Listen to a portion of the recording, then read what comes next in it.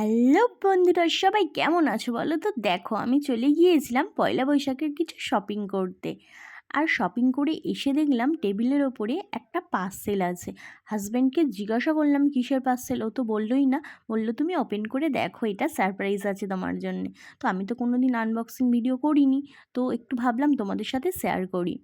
তো চলো দেখি এর ভেতরে এখন কী আছে। আমি এটাকে ওপেন করতে থাকি। ওয়াও! এটা দেখে মনে হচ্ছে টি শার্ট। হ্যাঁ, টি শার্টই আছে।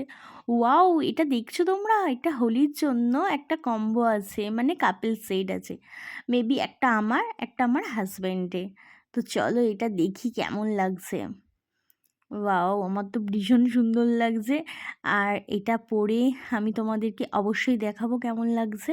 তার আগে তোমরা বলো তো, তোমাদের কি এই টি শার্টটা পছন্দ হয়েছে?